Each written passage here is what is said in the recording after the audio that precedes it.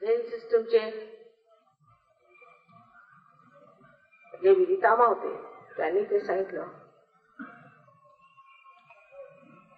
त्यानंतर कन्फ्युशस पासून जेवढे सॉक्रेटिस पासून जितके लोक मोठमोठाले तत्ववेत्ते झाले सर्वांनी हे सांगितलं. तसंच आधुनिक काळामध्ये सुद्धा टिळकांपासून तर ज्ञानेश्वरापर्यंत पोहोचलं तर सर्वांनी हे सांगितलं. शिवाजी महाराजांनी सांगितलेलं आहे की स्वधर्म ते तुका, स्वधर्म ओळखावा जागवा, स्वधर्म जागवा. त्यांनी असं म्हटलं नाही की भांडकुदळपणाचा कोणता तरी धर्म जागवा, पण स्वधर्म जागवा. अर्थात त्यांचे गुरु रामदास स्वामी होते. तो स्वधर्म आज जागवायचा. स्व म्हणजे आत्मा आणि त्याचा धर्म जागृत करणे हे आजचं कार्य आहे. आणि ते कशासाठी करायचं, त्याची काय गरज आहे, ते आपल्या हितासाठी आणि कल्याणासाठी. अर्थात कुंडलिनीची जागृती झाल्यावर आता आपण इथे बघतच आहात त्या त्रिकोणी अस्थीमध्ये ज्याला आपण सेक्रम असे म्हणतो. सेक्रमचा अर्थ म्हणजे पवित्र. म्हणजे ग्रीक लोकांना सुद्धा कुंडलीची माहिती असेल, नाही तर त्यांनी याला पवित्र असं का म्हटलं. त्या सेक्रम मधून बसलेली ही कुंडलिनी तिचं जागरण करून आत्मसाक्षात्कार प्राप्त करणे. पण त्याच्यातनं काय लाभ होतो ते आपण समजलं पाहिजे. जेव्हा ही कुंडलिनी वर चढते आणि ब्रह्मरंध्राला छेदते, हे आपलं 7वं चक्र आहे, त्याला सहस्त्रार म्हणतात. आज बघा हे लोक सहस्त्राराची गोष्ट करत होते की चक्रे 7 चक्रे पार करीत आली सहस्त्रारात. आता सहस्त्रार शब्द आपण कधी सुद्धा महाराष्ट्रात वापरलेला नाही. सहस्त्रार म्हणजे कशाशी खातात हे पुष्कळांना माहित असेल. इतकंच नव्हे कुंडलिनी म्हणजे काय ते सुद्धा पुष्कळांना माहित असेल. पुष्कळ लोक मला विचारतात कुंडलिनी म्हणजे कुंडली का. तेव्हा हे ज्ञानाचं जे भंडार ते आपल्या समोर का उघडं करायचं, हा प्रश्न साहजिकच आपल्या मनाला येतो. आणि त्याला कारण असं आहे की जेव्हा ही कुंडलिनी त्या 6 चक्रातून एखाद्या माळेत गुंफल्यासारख्या चक्रातून सूत्रासारखी निघते, त्यावेळेला ह्या सर्व चक्रांना ती लावते. ते सर्वप्रथम घडतं. त्यामुळेच आपली शारीरिक स्थिती, मानसिक स्थिती, नैतिक स्थिती, त्याबरोबरच परिवर्तनाने येणारी सामाजिक स्थिती, ह्या सर्व गोष्टी एक साथ सुधारतात. असं एक यंत्र आहे माझ्यासमोर. जोपर्यंत ह्याचा संबंध वेळेशी झाला नाही तोपर्यंत ह्याला अर्थ राहते, तोपर्यंत आपल्याही जीवनाला काहीही अर्थ राहते. आपलं हित आणि कल्याण करून घेणं ह्यात वावडं काय, ह्याच्यात चुकीचं काय. जेव्हा ही तुमची संपत्ती आहे, हे सगळं तुमचंच आहे, तुझं आहे, तुझं पाशी ते देण्यासाठी जर सहयोग आज उभारलेला आहे तर त्यात इतकं चुकीचं काय. जर समजूतदारपणा नसला तर मनुष्य नाक कापून अवलक्षण करू शकतो. हे वेड्यांचं लक्षण आहे, शहाणपणाचं नाही. शहाण्याने लक्ष घेऊन ऐकलं पाहिजे की हे आपल्या कल्याणाचं आहे. आपल्यामध्ये ही चक्रे आहेत. त्याबद्दल आता परवाच इथे कॉन्फरन्स झाली होती, तशीच पुष्कळ जागतिक कॉन्फरन्सेस झालेल्या आहेत. तर त्यांनी मान्यता दिली की अशी चक्रे आहेत, तेव्हाच हे कार्य घडतं. कारण ही कुंडलिनी काही काही लोकांमध्ये जेव्हा एकदम चढत नाही, हळूहळू चढते, तेव्हा डोळ्यांनी सुद्धा तुम्ही बघू शकता. इतकंच नाही तर हे चक्रम मध्ये कधी कधी या कुंडलीचं तुम्ही स्पंदन बघू शकता. शंका कुशंका काढण्याची एक आपल्याला सवय, त्याला माझी हरकत नाही. पण जर एखादा हिरा इथे फुकट मिळतोय असं म्हटल्याबरोबर ऑस्ट्रेलियन लोक येतील की, तेव्हा हे सगळं फुकटच करावं लागतं, कारण हे फार मूल्यवान आहे आणि आपलंच असल्यामुळे त्याला पैसे तरी किती देणार. ही जी कुंडलिनी आपली वर चढते, त्या कुंडलिनीच्यामुळे 6 चक्रांना शक्ती मिळते. म्हणजे समजा लक्षपूर्वक बघा, भांडकुदळपणा करायचा असेल तर मला काही तुमच्याशी बोलायचं नाही, हे तुमच्या भल्यासाठी मी सांगते. आणि आपलं भलं करून घ्यायचं नसेल तर तुमच्याशी बोलण्यात काही अर्थ नाही. पण जर शहाणपणा असला तरी बघा, हे असे चक्र असतात आणि ह्या चक्रामध्ये डावीकडे आणि उजवीकडे असे हे चक्र जेव्हा मिळाले, ह्या चक्रामुळे 3 संस्था तयार होतात. एक डावीकडची, एक उजवीकडची आणि एक मधली. ही जी डावीकडची संस्था आहे किंवा उजवीकडची संस्था आहे किंवा मधली संस्था आहे, त्या सर्वांना मिळून ऑटोनॉमस नर्वस सिस्टम असं म्हणतात मेडिकल टर्मिनॉलॉजी. ऑटो म्हणजे स्वयंचालित संस्था. आता हा स्वयं कोण आहे, म्हणजे डॉक्टरी लोक नाव देताना सुद्धा त्याला स्वयंचालित संस्था म्हणतात. ही संस्था कोणची आपल्यामध्ये आहे, ही स्वयंचालित संस्था जी आहे त्याचे 3 अंग आता मी आपल्याला सांगितले. ती left and right sympathetic nervous system आणि मधल्या सिस्टमला पॅरासिम्पथॅटिक नर्वस सिस्टम असं म्हणतात. आता या पॅरासिम्पथॅटिक सिस्टमचं काय कार्य आहे ते समजून, फार सोपी गोष्ट आहे, काही कठीण नाही. जर तुम्ही जोराने धावत असले तर तुमच्या हृदयाचे ठोके वाढतात. म्हणजे कोणत्या आणीबाणीच्या वेळेला ही सिम्पथॅटिक नर्वस सिस्टम ज्या दोन्हीकडे आहेत कोणती तरी त्याच्यामध्ये कार्यान्वित होते. पण जेव्हा हे ठोके हळूहळू हळूहळू आपल्या पूर्वस्थितीत येतात, ती आणणारी संस्था ही पॅरासिम्पथॅटिक आहे. आणि त्याच्याबरोबर बद्दल डॉक्टर लोकांना काही विशेष माहिती नाही, ते कारण मी सुद्धा शिकलेली आहे. त्या पॅरासिम्पथॅटिकचा कंट्रोल त्यांच्याजवळ नाही. जेव्हा कुंडलिनी जागृत होते तेव्हा ती ह्या पॅरासिम्पथॅटिक नर्वस सिस्टमलाही जागृत करते, त्याच्यात शक्ती देते. जेव्हा आपण ही शक्ती फार वापरतो तेव्हा ही चक्रे लहान लहान लहान लहान होत जातात, कन्स्ट्रिक्टेड. जेव्हा कुंडलिनी त्याच्यात जाते ती यांना एकत्र ओढून परत प्लावित करते. कॅन्सरचा रोग वगैरे जे सायकोसोमॅटिक रोग आहेत ते सर्व असे कुंडलिनी इकडून गेल्यावर जर समजा असे झाले असले तर त्यांना जोडून तो रोग ठीक करते. असं काही मोठं काम नाहीये कॅन्सरचा रोग ठीक करणं, पण त्याबद्दल उगीच उहापोह करण्यात काय अर्थ आहे. समजा जर एखादा डॉक्टर म्हणाला या औषधाने हे बरं होतं, तुम्ही जाऊन त्याला काही आव्हान द्याल का, येतोस का नाही ठीक करू. सगळ्यांचंच होईल असं नाही, सगळ्यांचाच कॅन्सर होईल असं मुळीच नाहीये. थोडी पूर्वपुण्याही पाहिजे आणि थोडी सुज्ञता पण पाहिजे. पण झालाच आहे आणि होतच आहे. पण आमचं काम कालच मी सांगितलं, आजार ठीक करण्याचं नाहीये, तेव्हा डॉक्टरांनी घाबरायचं नाही. आजार ठीक करण्याचं नाही, आमचं कार्य कुंडलिनीचं जागरण करण्याचं आहे. आणि कुंडलिनीचं जागरण झाल्यावर तुमचा जेव्हा संबंध या सर्वव्यापी शक्तीशी होतो तेव्हा हे सगळे चक्र जागृत होतात. आणि ह्या चक्रांच्या ज्या विशेष गुणांनी भरलेली शक्ती आहे ती शक्ती वाढते. आणि त्यामुळेच मनुष्य अत्यंत कार्यक्षम, गतिशील आणि प्रेममय होतो.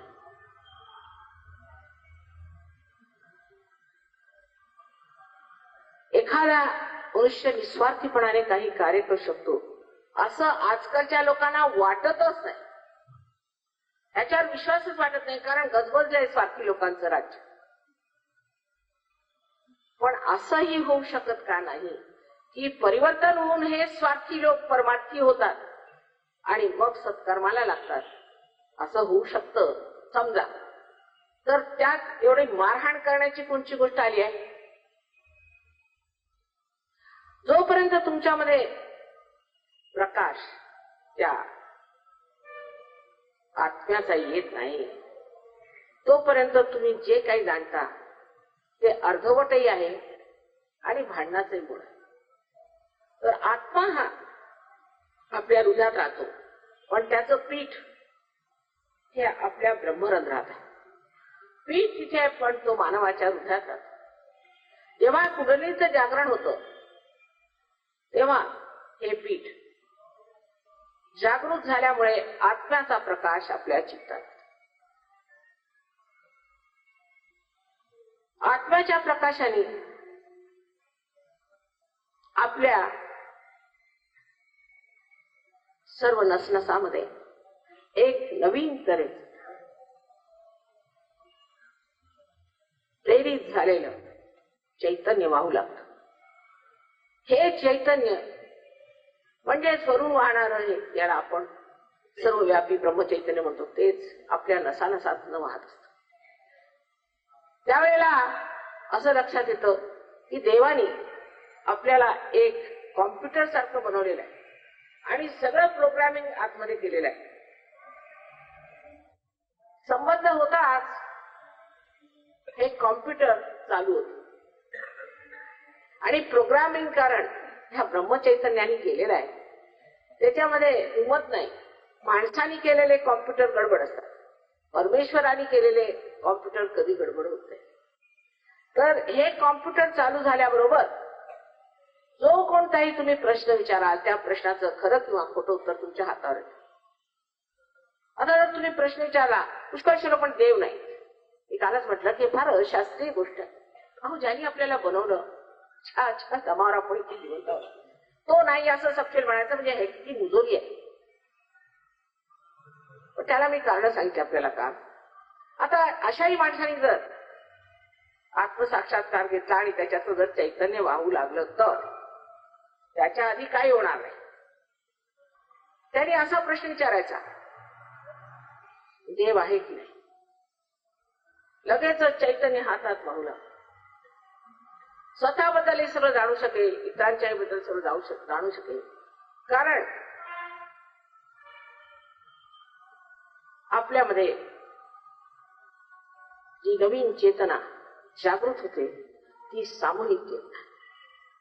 त्याच्यामध्ये आपल्याबद्दल तर आपण जाणतोच, पण दुसऱ्यांच्याही बद्दल आपण जाणतो. जेव्हा दुसऱ्यांच्या बद्दल आपण जाणतो तेव्हा फक्त एवढंच माहित असायला पाहिजे की जे दोष आहेत ते कशा रीतीने ठीक झाले. ते एकदा दोष निघून गेले म्हणजे आपण निर्मळ झालो. मग शक्ती वाहू लागतो. आपण शक्तिशाली होता, पण आपण कोणावर दडपशाही हिटलरशाही करत नाही. त्या शक्तीचं नाव आहे प्रेमाची शक्ती. आणि अजूनपर्यंत तरी आपण प्रेमाची शक्ती वापरलेली नाही, सगळी द्वेषाची शक्ती वापरलेली आहे. आता प्रेमाची शक्ती वापरून बघा. मोठमोठ्या धुरंधरांना ह्या प्रेमाच्या शक्तीने जिंकलेलं आहे. हे प्रेम निर्वाच्य.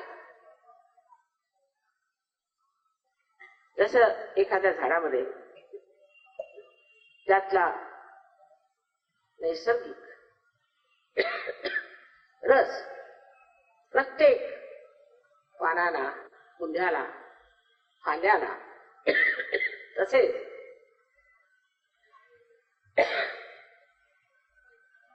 फुलांना, फळांना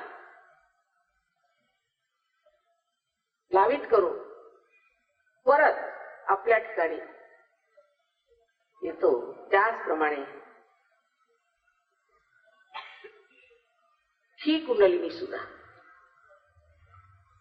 आपल्यामध्ये अशी एक विशेष प्रेमशक्ती देते की आपण सगळ्यांचं पूर्णपणे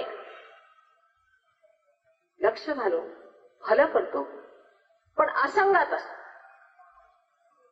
त्याला काही भगवे वस्त्र घालून फिरायला नको. ही ढोंग करण्याची काही गरज नाहीये, कुणाला सांगायची गरज नाहीये. ते आतूनच निसंगात आल्यावरती मग स्वतःची मजा बनवली. आता बरेचशा लोकांना ज्यांना सहयोग साधलेला आहे ते आता डॉक्टरांची पायरी चढत नाही. पण त्याचा अर्थ असा नाही की डॉक्टरांकडे पैसे मिळत नाहीत, असा नाही. त्यांनी घाबरू नये. या घाबरटपणामुळेच पुष्कळ लोक त्रास देतात मला.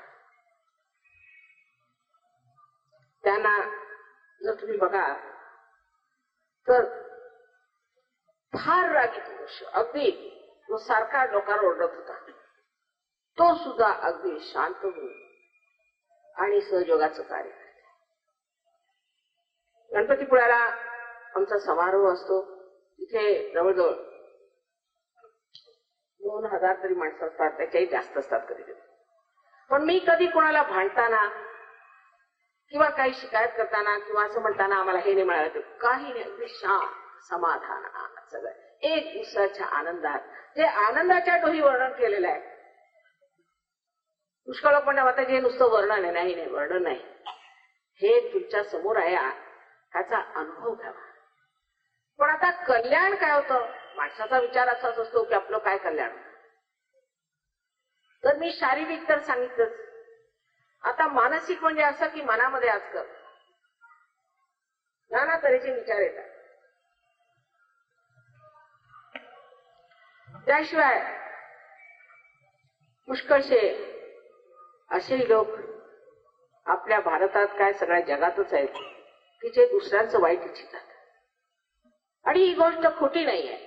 ही प्रेतविद्या, स्मशानविद्या ह्या विद्या आहेत आणि लोक हे धंदे करतात, हे आम्ही सिद्ध करून दाखवू शकतो एखाद्या शहाण्या माणसाला, मूर्खांना नाही.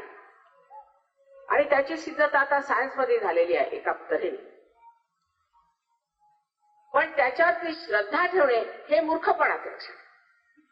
म्हणजे कोणाच्या हातात जर तांदूळ आले किंवा त्यांच्या हातात पिंड आलेले तर काय म्हणतात त्याला हिरे आले, हे हिरे असे करतात, त्यांना म्हणावं की आपल्या आमच्या देशाची स्थिती नीट करा.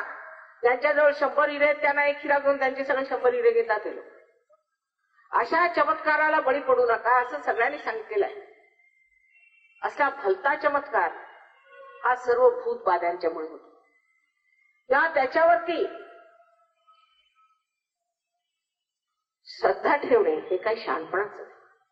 पण ही गोष्ट खोटी आहे असंही हे आहे. जर कुणी साप असला तर आहे, साप आहे आणि त्याला आम्ही मारलं पाहिजे किंवा विंचू असला त्याला आम्ही मारलं पाहिजे, ही गोष्ट खरी आहे. पण त्याच्याच बरोबर ज्या सापाला आम्ही मारणार आहोत, विंचूला मारत आहोत, त्याच्यासमोर त्याच्यावर श्रद्धा ठेवणं हे मूर्खपणा आहे. ह्या दोन्हींचा निरक्षीर विवेक जोपर्यंत आपल्यात येणार नाही तोपर्यंत सत्य काय आणि असत्य काय कसं कळणार. तर हातामध्ये वाहणारं हे चैतन्य, त्याला तुम्ही कोणताही जर प्रश्न केला तर लगेचच तुम्हाला कळेल की सत्य काय आणि असत्य काय. कोणत्याही प्रश्न असेल त्या प्रश्नाचं उत्तर कॉम्प्युटर सारखं तुम्ही देऊ शकता. आणि जर तुम्ही हे असे कॉम्प्युटर आहात, असे दैवी कॉम्प्युटर आहात, तर त्या स्थितीला का प्राप्त होऊ नये, माझा उलटा तुम्हाला प्रश्न आहे. आणि ती जर स्थिती इतकी सहजगत्या तुम्हाला मिळते आणि त्याचा लाभ होऊ शकतो तर ते का मिळू नये. ही मानसिक स्थिती जी माणसाची खराब होते त्याला कारण आधुनिक काळातली ही धकाधक, तसेच असे घाणेरडे प्रकार लोकांवर करून सुद्धा दुबळ्या मनाला लोक फार दुःख देतात. पण ह्या गोष्टी सुद्धा सहयोगाने अगदी ठीक होऊ शकतात. त्या कुंडलिनीच्या तडाख्याने हे सगळे प्रकार नष्ट होतात. ह्याची आपण प्रचिती घेतली पाहिजे. त्याच्यानंतर आपल्या इथे जे फार मोठाले प्रश्न आहेत ते म्हणजे कौटुंबिक कुटुंबाचे प्रश्न. कुटुंबामध्ये व्यवस्था चांगली झाली पाहिजे, मुलांनी आई वडिलांचा मान केला पाहिजे, त्यांच्याकडे लक्ष दिलं पाहिजे. तसंच व्यसनांमध्ये आदी न होऊन कुटुंबामध्ये त्रास जो देण्यात येतो तो थांबवला पाहिजे. जेव्हा मनुष्य इतका सात्विक होऊन जातो, आजपर्यंत कोणाही संतांनी दारू वगैरे घेतलेली नाही. आणि ख्रिस्तांनी दारू बनवली असं म्हणतात ते इतकं खोटं आहे की त्यांनी चैतन्य घातल्यामुळे त्याला द्राक्षासारखा द्राक्षा रसासारखा वास आला. तसं आम्ही करू शकतो. तर ती काही दारू नव्हती. दारू एका मिनिटात नाही पडत, त्याला कमीत कमी 1 महिना तरी सडवायला पाहिजे. सडलेली गोष्ट ही दारू आहे, हे सगळ्यांना माहितीच आहे. तर एका क्षणाची बनवलेली गोष्ट आहे ती दारू आहे. असं म्हणून ख्रिस्ती लोक दारू पितात. आमच्या ह्याच्यात दारू म्हणजे अलाउड आहे असं कसं? जी गोष्ट आपल्या चेतनेच्या विरुद्ध जाते ती ख्रिस्तासारखे पवित्र महान आत्मे सांगतील का? जे नको ते आपण धरणार, जे वाईट ते आपण पकडणार, असं काहीतरी मानवाचं एक शापित स्वाभाविक प्रवृत्ती असते. पण लहानपणापासून जर कौटुंबिक व्यवस्था ठीक असली, आई जर घरात ठीक असली आणि वडिलांचं घरात लक्ष असलं तर मुलं सुद्धा अत्यंत धार्मिक खऱ्या अर्थात आणि अत्यंत सोज्वळ अशी होतात. आई वडिलांचं सुद्धा ऐकलं पाहिजे. आपल्या देशात तर पाय जमिनीवर ठेवता सुद्धा या पृथ्वीला आपण नमस्कार करतो. ही आपली संस्कृती आहे.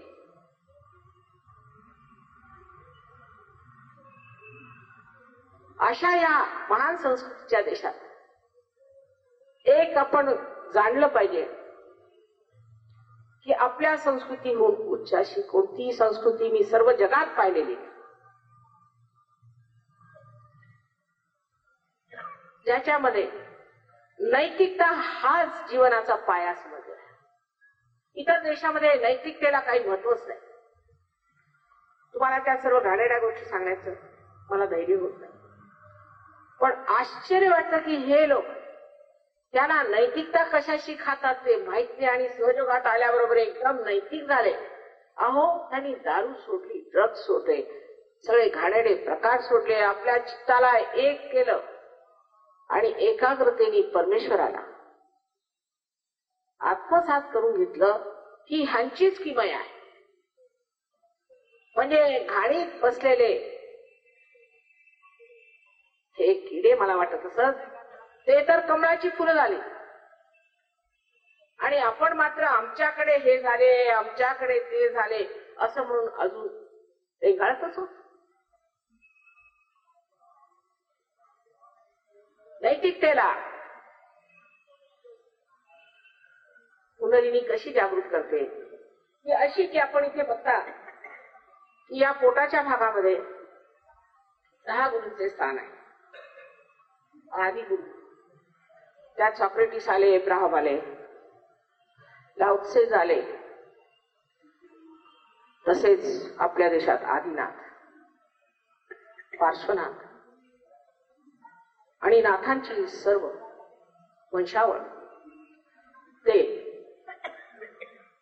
मच्छिंद्रनाथ, गोरखनाथ यांनी बसवलेली ही आपल्यामध्ये नैतिकतेची सांगड ही जागृत झाल्याबरोबर मनुष्याचा धर्म आतून जागृत, बाहेरून नाही. आता कोणी तुम्ही हिंदू असा नाही तर मुसलमान असा नाही तर ख्रिश्चन असा नाही तर कोणत्याही पाट्या डोक्याला लावा. कोणत्याही पाट्या जरी डोक्याला लावल्या तरी कोणचंही पाप करायला तुम्ही दगू शकता आणि कोणीही कोणचं पाप करू शकता. आजपर्यंत तुम्ही असं पाहिलं नाही की कोणी मनुष्य हिंदू आहे म्हणून त्यांनी कुणाचा खून केला नाही. आजपर्यंत असं मी कुठे पाहिलेलं नाही. तेव्हा ह्या धर्मामध्ये काही दम दिसत नाही. तो मग कोणत्याही जातीचा असे नका जेलमध्ये जातोच. म्हणजे हे धर्माचे जे आपण झेंडे लावले त्याच्या खाली वावरणारे लोक खरे म्हणजे धार्मिक नाहीतच असं धरलं पाहिजे. तेव्हा हा धर्म आपल्यामध्ये जागृत झाल्याबरोबर मग तो मुसलमान असे ना का, हिंदू असे ना का, कोणत्याही जातीचा असे ना का, तो अजिबात कोणतीही अधार्मिक गोष्ट करूच शकत नाही. पडले बंधनात देवाच्या, कैवल्याच्या पाशात पडल्यावर मग त्यांना हे काही सुचतच नाही. आपल्या आयुष्याला काहीतरी वळण मिळतं, आपल्या आयुष्याला काहीतरी मार्ग मिळतो. आता पुष्कळशे लोक मी पाहिले आमच्या दिल्लीला विशेष करून, तिथे भाडोत्री लोक मिळतात आरडाओरडा करायला. आमचे यजमान शास्त्रीजींचे मुख्य सचिव होते त्यावेळेला त्यांच्याकडे आरडाओरडा करायला लोक येत असत. तर त्यांच्या टोप्या ठरलेल्या सगळ्यांच्या. आता समजा जर मुसलमानांचं असलं तर हिरवी टोपी घालून जायचं, नाहीतर एखाद्या दुसऱ्या कोणत्या तरी कम्युनिस्ट पार्टीचं असलं तर त्यांचे झेंडे घालून जायचे. असं सगळ्यांचं वेगळं वेगळं होतं. तर एक दिवस शास्त्रीजी बाहेर आले आणि ते लागले ओरडायला. अरे ते म्हणाले तुम्ही टोप्या बदलून या तर त्या जुन्याच घालून आला तुम्ही. असे भाडोत्री लोक कोणचं कार्य करणार आहे, भाड्याने मिळतात काय. ही मानवाची कुचंबणा शोभत का. मानव म्हणजे सर्वोच्च ठिकाणी आता पोहोचलेला. परमेश्वराने मानव केलं म्हणजे तुम्हाला सर्वोच्च स्थिती पोहोचवलेलं आहे. आता फक्त एवढीच एक प्रवासाची कमतरता राहिली आहे आणि ते झाल्याबरोबरच तुम्ही अतिमानव होणार. आणि झालेलेच आहेत, जे झालेले त्यांनी हे करून घेतले. तर ही नैतिकता आपल्यामध्ये सहजच जागृत होते. सहजोगात आमच्या कुणी चोऱ्या माऱ्या करत नाही, पैसे खात नाही, कुणी पैसे खात नाही. एकंदरीत इतकं परिवर्तन घडून येतं. इंग्लंडला तर लोक म्हणतात की हे आणि एंजल्स कुठं घेऊन आले, एंजल्स देवदूत आहेत. पण पुष्कळशे गुरु लोक मानवाच्या ज्या काही कमजोर करणाऱ्या गोष्टी आहेत त्याला वाढवून, त्यांचा अहंकार वाढवून नुसते पैसे घेण्याच्या मागे अशा लोकांचा सर्वनाश करत आहे. तेव्हा लक्षात घेतलं पाहिजे की धर्म हा आतमध्ये नैतिकता आणतो. जर कोणी अनैतिक मनुष्य असेल तर तो तुमचा गुरु होऊ शकतो. आणि जो मनुष्य अनैतिकता पसरवत आहे त्या माणसाला लक्षात ठेवलं पाहिजे की अत्यंत ही पापाची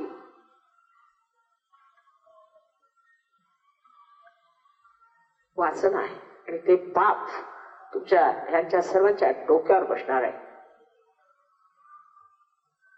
अनैतिकता शिकवणं ह्यापेक्षा घोर अपराध कोणताच होऊ शकत नाही. मी अमेरिकेला गेले असताना 1970 साली 73 साली इथल्या सर्व लोकांना स्पष्टपणे सांगितलं होतं की एड्स 6,000 येणार आहे, तुम्ही फालतूचे धंदे बंद करा. स्पष्टपणे सांगितलं होतं. ते टेपवर आहे, टेलिव्हिजनवर आहे. पण त्यांनी माझा स्वीकार नाही. माझ्या रागवले उलट.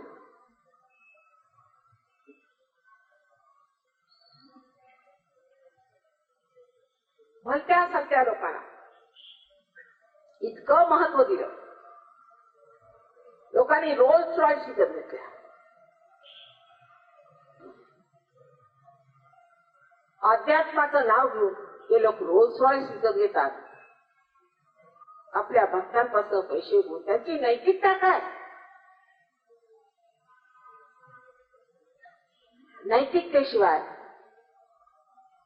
कोणत्याही देशाचं भलं होणार नाही हे आपण समजलं पाहिजे. पहिली गोष्ट नैतिकता आहे. अमेरिकेला उद्ध्वस्त केलं ते त्याच्या अनैतिकतेने आणि इथून गेलेल्या भामट्यांनी, ज्यांनी जाऊन त्यांना अनैतिकता शिकवली. लाजिरवाणी गोष्ट आहे. आणि प्रत्येक ठिकाणी मी उघडपणे परखडपणे ह्या लोकांच्या बद्दल विरोधात बोलले की हे आमच्या देशातलं नाहीये. हे आम्ही तुम्हाला नुसतं मूर्खात काढायला पैसे कमवायला आलेले आहेत आणि तुम्हाला असे कपडे घालून मूर्खात काढत आहेत आणि तुम्ही सावध राहा. पण किती लोकांचा यांनी नाश केलेला आहे त्याची आपल्याला कल्पनाच नाही. असे हे खोटाडे लोक. 300 पाऊंडाला एक एक घाणेरडा मंत्र विकायचा. त्यामुळे तर मंत्र कसला तर इंगा पिंगा आणि चिंगा. आणि कोणाला सांगायचं नाही. या मंत्राला 300 पाऊंड. मग म्हणे काय हवेत उडणार तू. कशाला पाहिजे. तसेच मच्छर पुष्कळ आहे तिकडे.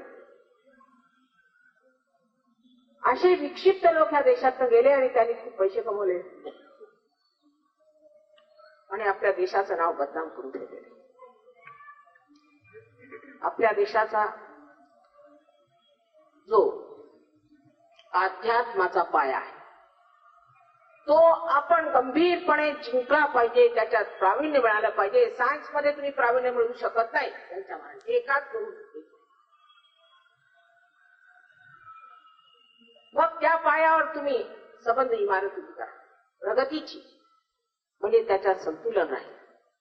अध्यात्माशिवाय केलेली कोणतीही प्रगती संतुलनात येणार नाही आणि तुमची ती दशा होईल जी ह्या देशांची झाली.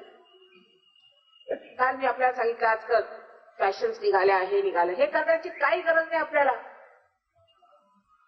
त्याचे जे दुष्परिणाम झाले आता इथे मी सांगितलं काल बायका केस कापतात. मग ते ब्युटी पार्लर मध्ये जायचं. अहो 40 वर्षात सगळ्यांची टकलं पडलेली आहे.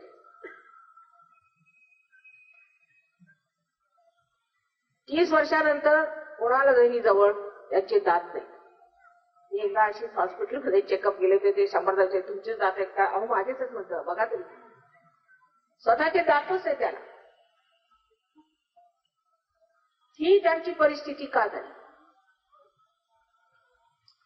कारण त्यांच्याजवळ अध्यात्माचा पाया. रोजच्या एका व्यवहाराच्या गोष्टी सुद्धा त्यांना काहीही माहित नाही. परवा एका आश्रमात मी गेले होते स्वित्झर्लंडला. तर मुली सांगा अहो माताजी उन्हाळ्यात त्यांनी धडकन पाणी पिणं थंड.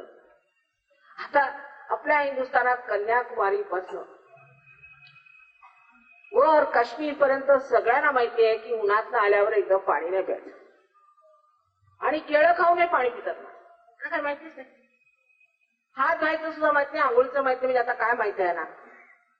रोजचे आपले जे व्यवहार आहेत वैयक्तिक स्वच्छतेचे त्यांना माहिती. म्हणजे नुसतं यंत्र कशी चालवायची तेवढं माहिती आहे. त्याला कारण असं की त्यांच्याकडे ही संतांची परंपरा झालेली नाही. अहो आपण किती जुन्या हजारो वर्षापासून हे चुकलं ते चुकलं, हे ठीक करा ते ठीक करा करत करत आज ह्या परंपरेला आपण उतरलो. आणि ही परंपरा जर पुढे चालत राहिली आणि त्याच्यावर जर आपण प्रगती केली तरच आपली खरी प्रगती होणार आहे.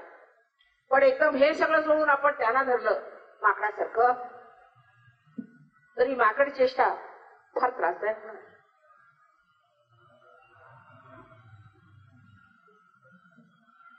जे जे प्रकार त्यांनी केले खरं म्हणजे त्यांनीच आपल्यासाठी बळी घेतलेला आहे स्वतः. त्यांच्यापासून आपण शिकलं पाहिजे की हे नको रे बाबा आपल्याला, हे काही बरं नाही. त्यांच्या घरांची घडी मोडलेली आहे. सामाजिक व्यवस्था एकदमच शिथिल म्हणजे नाहीच असं म्हटलं तर चालेल. सांगायचं म्हणजे हिंदुस्थानात राजकीय व्यवस्था फारच शिथिल म्हणजे नाहीच आहे. अगदी याचं ज्ञानच नाही लोकांना असं कधी कधी वाटायला लागतं मला. राज्य कसं चालवायचं आणि त्यासाठी कोणची विशेष गुणांनी अलंकृत अशी व्यक्ती असायला पाहिजे ह्याची कुणाला खबर बात नाही. त्याच्याशिवाय चालू आहे. पाठीमागे सगळे म्हणतात की आता कसं होणार आमचं. पण हिंदुस्थानातले लोक अत्यंत सहनशील आहेत. आणि त्या सहनशीलतेमुळेच असली राज्यव्यवस्था चालू आहे. तेव्हा त्यांचं पॉलिटिक्स फार चांगलं आहे, विशेषतः इंग्लंडचं पॉलिटिक्स फार छान. असल्या तऱ्हेचे प्रकार तुम्हाला मुळीच ऐकायला मिळत. तसंच अमेरिकेत सुद्धा एका माणसाने एका बाईला, म्हणजे चांगली नव्हती ती, बोलावून घेण्याशी काही वार्तालाप केला असं काय, त्याला लगेच सांगितलं तू रिझाईन कर, तू राहू शकत.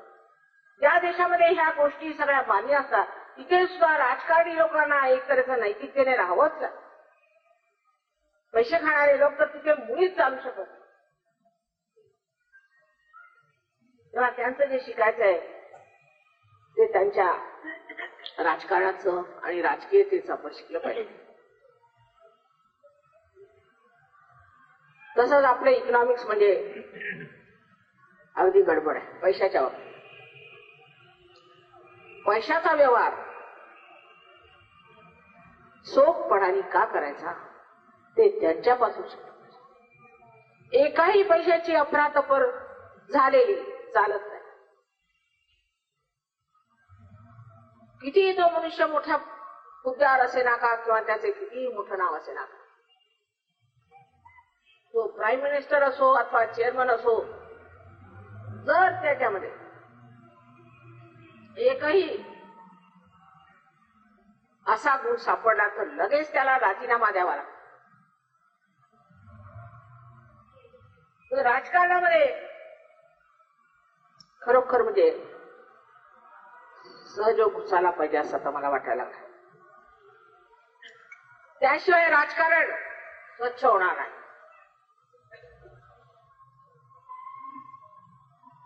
असलं राजकारण जगात कुठे आहे असं मी पाहिलं नाही अजून. भयंकर स्थिती आहे. सगळे लोक हवाल दिले, आता काय होणार. मी तिथे पाय ठेवतात माझ्या लक्षात आलं की हे तर म्हणजे अंधेरनगरी चौपट राजा असं झालंय पुण्यपट्टणमचं. दुसरं म्हणजे आपली पैशाची जी बाब आहे त्याबद्दल आपल्याला काही विचार करायला पाहिजे. अजून आपले अर्थव्यवस्थापक हे मला वाटतं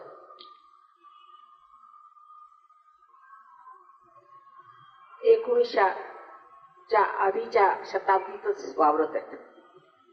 कुठल्या कुठे जग जाऊन पोहोचलेल्या ह्यांची डोकी कुठल्या कुठे चालली. गॉर्बोचेवनी ह्या गोष्टीला लक्षात आणलं आणि त्यांनी बदलून टाकलं. पण आपल्या देशात लोकांच्या डोक्यात गोष्ट येण्यात आली. गरिबांची जर व्यवस्था ठीक करायची असली तर आधी मध्य मार्ग ठीक केला पाहिजे. मध्यम मार्ग ठीक करावा, त्यांनी मग श्रीमंतही ठीक होतील आणि गरीबही ठीक होतील. मध्यमवर्गीय लोक त्यांना ठीक केल्यावर दोन्हीकडे त्याचा फायदा. सहयोगाने शेतीमध्ये आम्ही बरेच अनुसंधान केलेले आहे आणि लोकांना स्तंभित करून टाकलेलं आहे की सहयोगाने कितीतरी पटीने जास्त पिके निघतात. इतके मोठमोठाले सूर्यफुल आम्ही काढून दाखवतो. सहयोगाने जी फळं इथे लागू शकत नव्हती, ऑलिव्ह, अवॅकाडो, ते आम्ही लावून दाखवले. पण कुणी ऐकायला तयार नाही. कारण इथला मुख्य मार्ग असा आहे की कुणी पुढे गेला की त्याचे पाय कसे ठेवायचे. खास कर आपल्या महाराष्ट्रात दिसतंय असं मला. म्हणे काही विंचू गेले होते, त्यात महाराष्ट्रातले काही विंचू गेले. मला पटत नव्हतं हे, कारण मी फारच मोठी महाराष्ट्रीयच नाही. तर एका बरणीला त्यांनी झाकण लावलं नाही. त्यामुळे अहो याला झाकण आलं तर विंचू बाहेर येते. अहो कसले बाहेर येतात, एक दुसऱ्याला खेचतच आहेत म्हणे महाराष्ट्रात आले.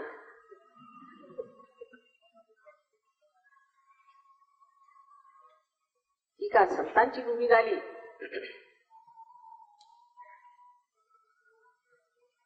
हे काय संतांचं कार्य झालं.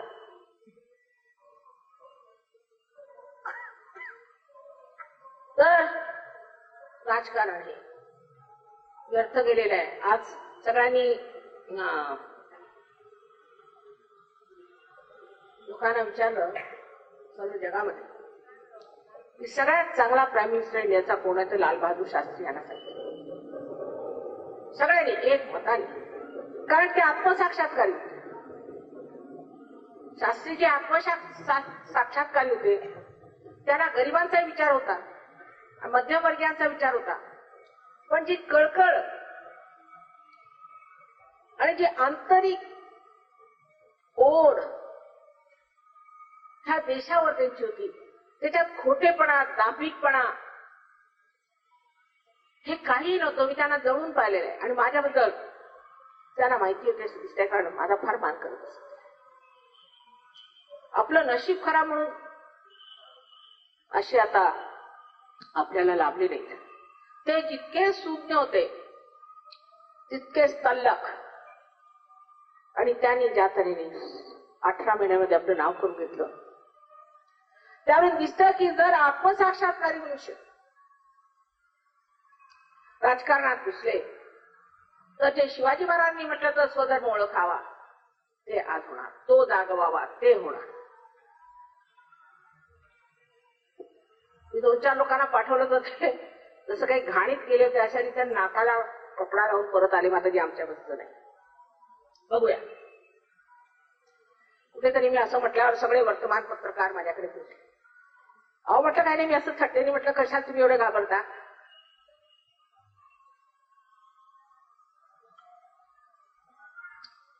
तसंच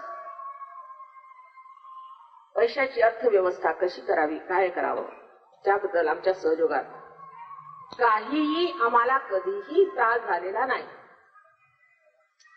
आम्ही गव्हर्नमेंटकडनं पैसे मागत नाही, त्यांच्याकडे काही मदत मागत नाही. आम्ही कोणाहीकडे पैसे मागायला गेलो नाही. जे सहयोगी नाहीत त्यांच्याकडे आम्ही एक पैसा घेत नाही. जे सहयोगी आहेत ते आपापसात पैसा एकत्र करतात आणि कार्य करतात. एक दुसऱ्याची मदत करण्यात वैयक्तिक नव्हे इतकं पण सामूहिकरित्या आज आपल्या देशामध्ये जे प्रश्न आहेत ते सहयोगांनी आपल्या हातात घेऊन हाताळले आहेत, आणि त्याच प्रश्नांना कशा रीतीने तोंड द्यायचं, त्याच्यासाठी काय करायला, आणि त्या सुंदर त्यांनी स्कीम्स काढल्या आहेत की नंतर कधीतरी मी आपल्याला त्या सांगेन आणि आपल्याला आनंद होईल. कारण हे विश्वधर्मात जोपर्यंत आत्मसाक्षात्कार होत नाही तुम्ही विश्वधर्मात उतरत आहे. मग तो इंग्लंडचा असे नका, जर्मनीचा असे नका, कुठलाही असे नका, जिथे त्रास होईल तिथे धावेल. आता विश्वधर्म म्हणजे काय की तुमचं अंग आणि प्रत्यंग हे त्या विराटामध्ये समावलेलं आहे, आणि ते जागृत झालं म्हणजे एका शरीरात समावलेले सर्व लोक आहेत. उद्या जर इथे त्रास झाला तर सर्व शरीराची मदत ह्या जागेला मिळणार आहे. तसंच सहयोगाचं आहे. कोणालाही कुठेही त्रास झाला की सगळे धावून जातात आणि त्यांची मदत करतात. ईर्ष्या, लबाड्या करणे, सहाड्या करणे हे सर्व गुण कसे तरी एकदम गळूनच पडले. अशा महानतेच्या स्थितीला आपण का पोहोचलो? आज आपण कोणाची चाळी केली तर दुसरी आपली करेल, पण जर आपण कधी केलीच नाही आणि दुसरा करत असला तिकडे मग कोण लक्ष देणार आहे?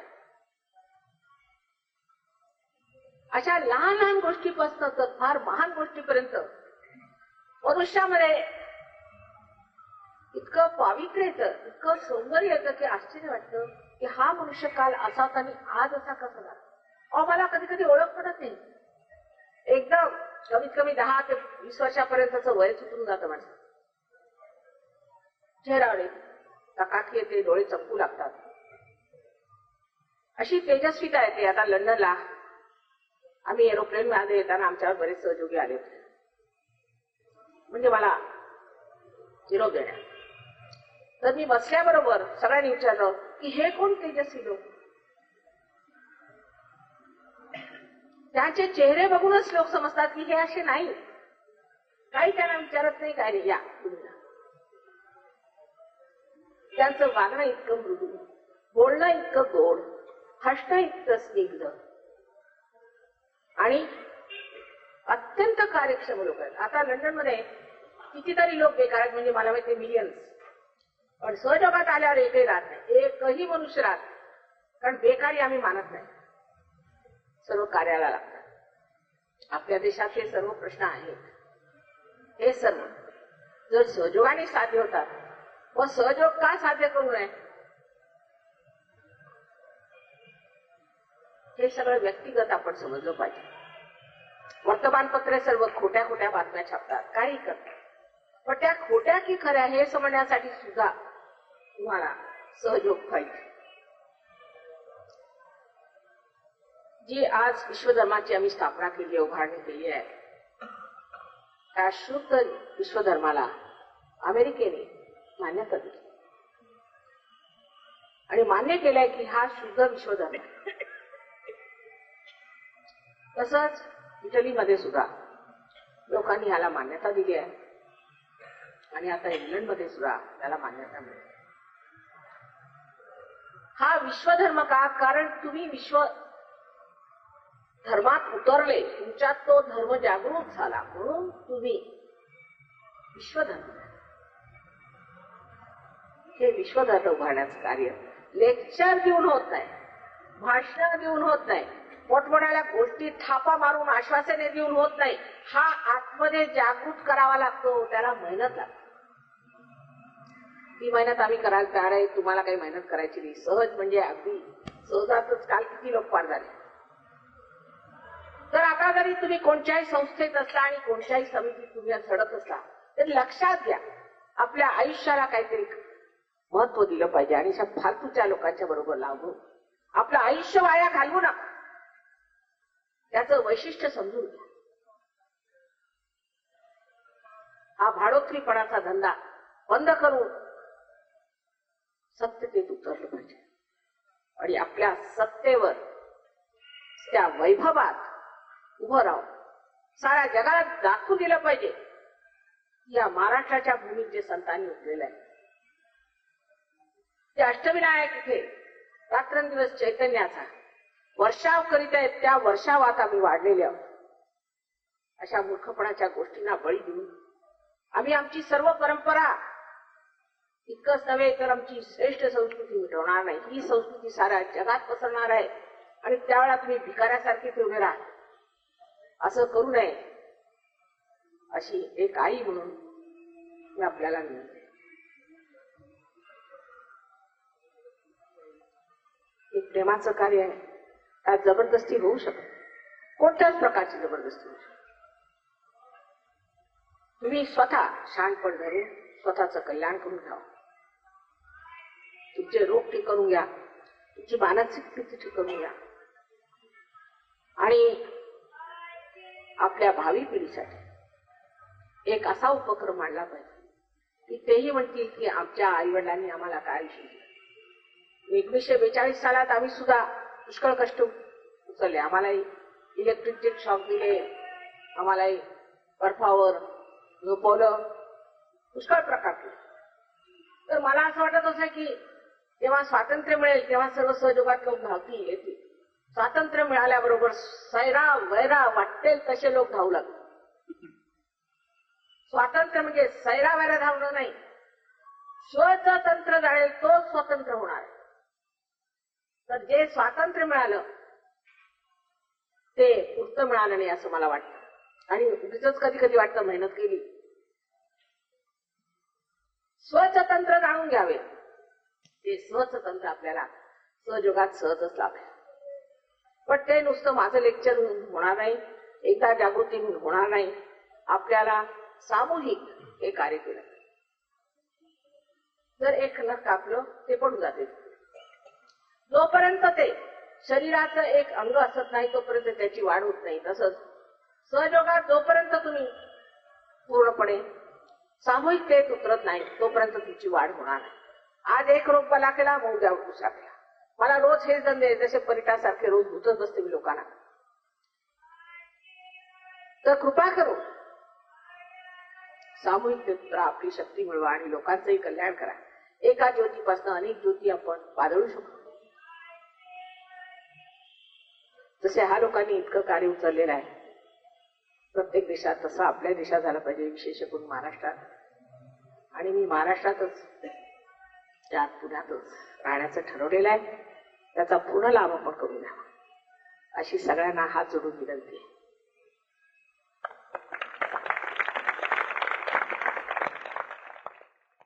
सत्संग केला, अनेक ग्रंथ वाचले, अनेक पद्धतीच्या साधना केल्या. रजनीश, मुक्तानंद, चिन्मयानंद, कृष्णवर्ती, विमलाजी ठकार, स्वामी माधवनाथ, विवेकानंद, रामकृष्ण, योगानंद, अरविंद, बुद्धे, श्रमण महर्षी, मेहरबाबा, तरी आंतरिक शांतीचा लाभ, पूर्ण समाधान कसे मिळणारच नाही. रस्ता चुकला तुमचा. हे सगळं म्हणजे बोलाचाच बात, बोलाचीच कळी. कोणी आम्ही आत्मसाक्षात्कार देतो असं म्हणतो का ठामपणाने? शक्तिपात म्हणते, कुंडलिनीचं जागरण म्हणतो, पण आत्मसाक्षात्कार देतो असं कुणी म्हणणार नाही. रस्ते चुकले म्हणून सहयोगात द्या. हे डॉक्टर साहेब आहेत, सहयोगात द्या आणि आपण प्राप्त करा.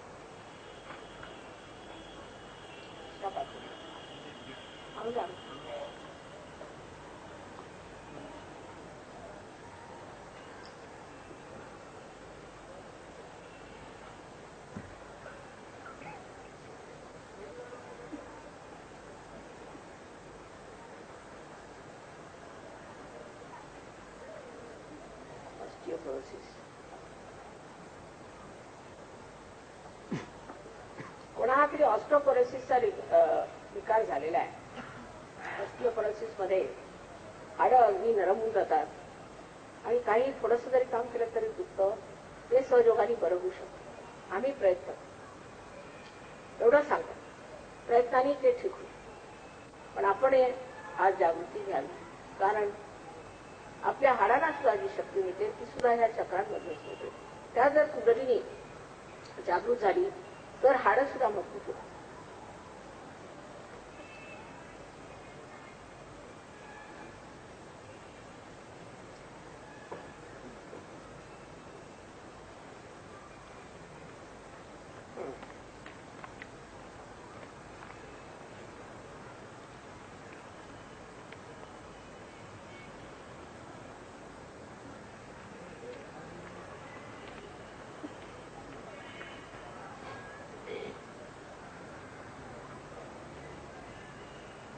आता हा प्रश्न त्यांनी मला विचारला की आपण ईश्वर मानता असे दिसते, तर एक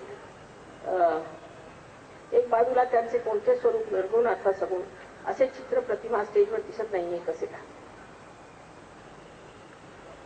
निर्गुण हे सगुण होऊ शकतो असा मी मानत नाही, पण मी सिद्ध करून दाखवतो. पण आजपर्यंत जेवढे संत साधू झाले तेवढे सगुण झाले, एवढे अवतरण सगळ्यांना कोणाचाही बरोबर फोटो नाही, कारण त्याला फोटोग्राफी नव्हती.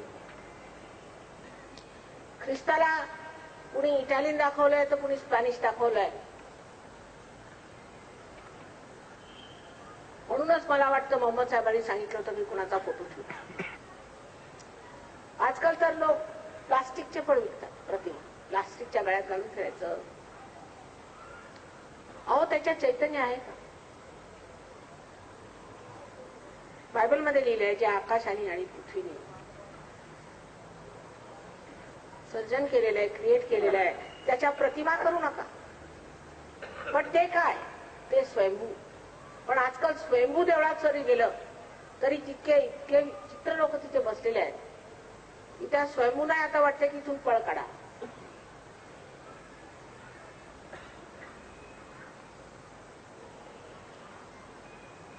पण असे काही काही कलाकार झाले ज्यांच्या चित्रामध्ये चैतन्य थोडं बहुत मिळतं. नाही असं नाही, कारण ते स्वयं साक्षात्कार. तसेच असे काही काही संगीतकार झाले की त्यांच्या गायनामध्ये चैतन्य मिळतं. तेव्हा त्यांचे इथे फोटो लावण्यात काही अर्थ नाही. कृष्णाचे फोटो मी अनेक पाहिले, मला तर एकही वाटत नाही तो कृष्ण आहे.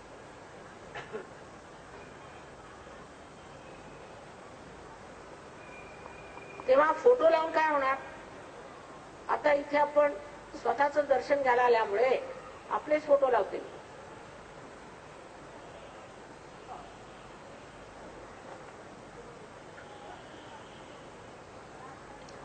ही विद्या आपण कुठून कोणाकडून मिळवली येतात, दीक्षा घेतली, त्या गुरुला आपण मानता, मग त्याचे चित्र स्टेजवर दिसत नाही, त्याच्या नावाचा जय जय केला जात नाही. मी कोणालाही आता असा प्रश्न तुम्ही विचारला, स्पष्ट सांगा, माझे कोणी गुरु होते तर कधी होणार? मी अनादी. ही विद्या मी शिकलेली नाही, ही माझीच विद्या आहे. आता इथे माझा फोटो लावण्यापलीकडे काही दुसरा मार्ग दिसत नाही, पण ते तुम्हाला चालेल की नाही म्हणून म्हटलं माझाही फोटो ठेवू नका. कारण प्रत्येक गोष्टीत आपण काही नाही कधी विचार करत बसतो.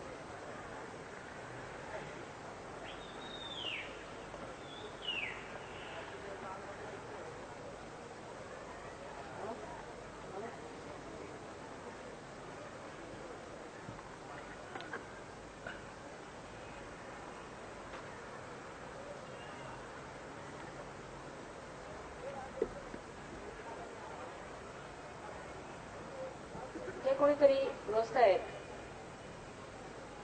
त्याचे पाय नाही, त्यांना त्रास आहे, त्यांनी भक्तीचा मार्ग विचारला आहे.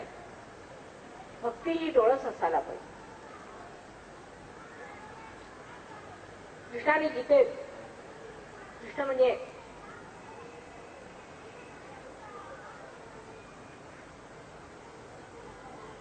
राजकारणीच होते, दैवी राजकारणी. त्यांना हे माहित होतं की माणसाचं डोकं उलटच बसवलेलं आहे देवाने, म्हणून कोणतीही गोष्ट सरळ सांगितली तर कधी ऐकणार नाही, म्हणून त्यांनी फिरून सांगितली. तर सर्वप्रथम त्यांनी सहयोग सांगितला की तू ज्ञानाला प्राप्त हो, ज्ञानी हो. ज्ञानी म्हणजे वासना नाही, विपडत मूर्खपणाचं लक्षण. वाचून नाही, बुद्धीने नाही, हे ज्ञान. त्याला ज्ञ शब्द जो आपण वापरतो, आपल्याला आश्चर्य वाटेल की सुरुवातीचे जे ख्रिस्ताचे शिष्य होते त्यांना ग्नास्टिक म्हणतात, आणि अजूनही इंग्लिशमध्ये ग्नास्टिक म्हणजे ज्यांनी जाणलं आहे, म्हणजे कुठे आपल्या मज्जातंतू, आपल्या सेंट्रल नर्वस ज्यांनी जाणलेलं आहे, तेच वेदाला जाणारे बुद्ध आहेत. आणि त्यांनाच आपण बुद्ध म्हणू, कारण त्यांना बोध झालेला आहे. हा बोध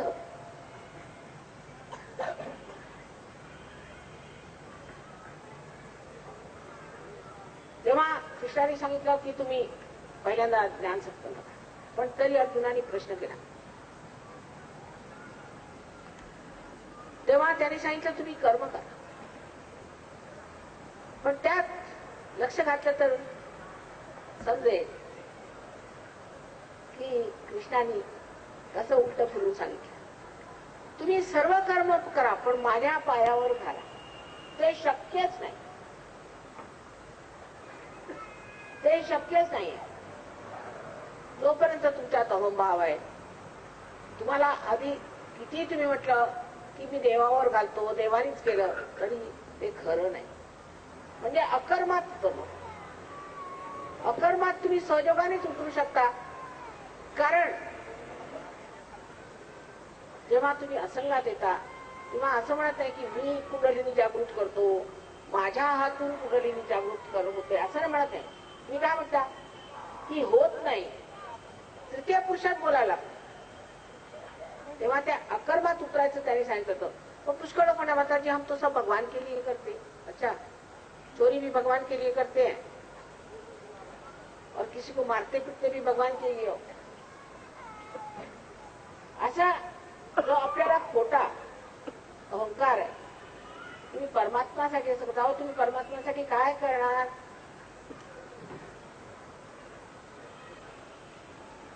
असा एक विचार. आम्ही परमात्म्यासाठी काय करू शकतो?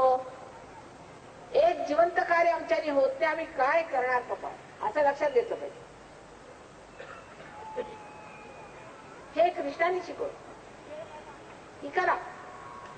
मग म्हणायचं माताजी आम्ही सगळं केलं, आम्ही पारायणे केले, 108 अंक केलं, 1,00,000 बेलपत्र वाहिली, सगळं केलं, पण झालं काही नाही, मनाची शांती मिळाली नाही. तेव्हा लक्षात घेतलं पाहिजे कृष्णाची गोष्ट की सगळं माझ्या चरणावर घालणं तेव्हाच म्हणजे तुम्ही माझ्यात एकाकारिता साधा. त्या तादात्म्यात आल्याशिवाय जे काही तुम्ही करता ते अहंकाराच्या पडद्यामध्ये ते सुटलेलं नाही. तिसरी गोष्ट भक्तीवर फार सुंदर सांगितली की तुम्ही मला जे काही फळ फूल पाणी काही द्याल ते मी घेईन त्याच्या वेळेला, पण तुम्ही माझी अनन्य भक्ती केली पाहिजे. आता ज्यांना संस्कृत समजत सांगते अनन्य म्हणजे जेव्हा दुसरा कोणी नाही, तुम्ही जेव्हा माझ्यात समावले, जेव्हा तुम्ही विराटात समाले, म्हणजे तुमचा माझ्याशी संबंध झाल्यावर अवघ समाजाची गोष्ट आहे. जर आपला संबंध झाला नाही ते कृष्णाचं हरे रामा हरे कृष्णा करून नुसत्या गळ्याचं आपण खोबरं करतोय आणि त्याला कॅन्सरचा रोग करतो. जर तुम्ही एखाद्या गव्हर्नरकडे सुद्धा जायचं असलं, त्याचं नुसतं हे गव्हर्नर गव्हर्नर गव्हर्नर करत गेले तर पोलीस धरतील तुम्हाला. अहो, हा सगळ्या राजांचा राजा जो महाराजा, त्याचं नाव घेताना मात्र तुम्हाला असं वाटतं तो खिशातच आहे तुमच्या. नामाची पारायण करत राहायची, पारायणे. अजून कनेक्शन झालेलं नाही, कुणाचं नाव घेता तुम्ही, एखादं भूतच येऊन बसायचं तुमच्या. हे लक्षात ठेवलं. परमेश्वराशी संबंध झाल्याशिवाय, त्याच्या साम्राज्यात करण्याशिवाय आपल्याला काहीही त्याच्यावर अधिकार नाही. जर तुम्ही हिंदुस्थानातले रहिवासी आहेत तर तुम्हाला इंग्लंडला काय अधिकार मिळणार आहे? तसं जर तुम्ही या भौतिक जगातले आहात आणि तुम्ही परमात्माच्या साम्राज्यात उतरलेच नाही तर तुम्हाला काय अधिकार मिळणार आहे? त्या अधिकाराशिवाय तुम्ही त्याचं नुसतं नाव जर घेतलं त्याने तुम्हाला काय लाभ होणार आहे? पण एकदा त्याच्या साम्राज्यात गेल्यावर अहो, दोनदा नाव घ्यायला नको, एकदाच मान वाकून नाव घ्या, झालं काम.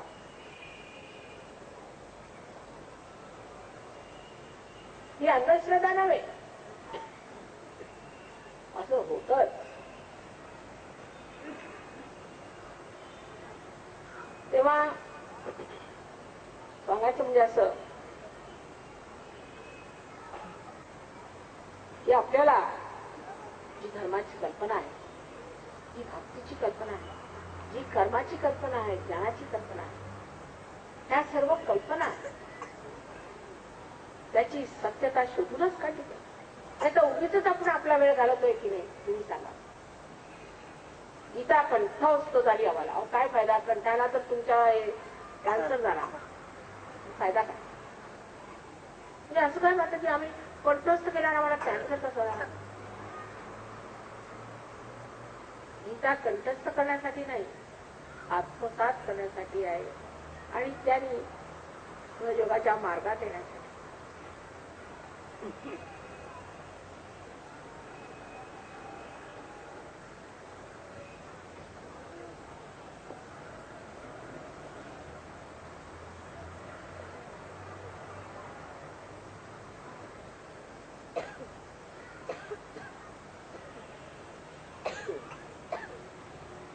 आणि छान प्रश्न त्याला रिस्पेक्टेड माताजी, we are aware that sometimes by doing yogasana incorrectly it can have an adverse effect.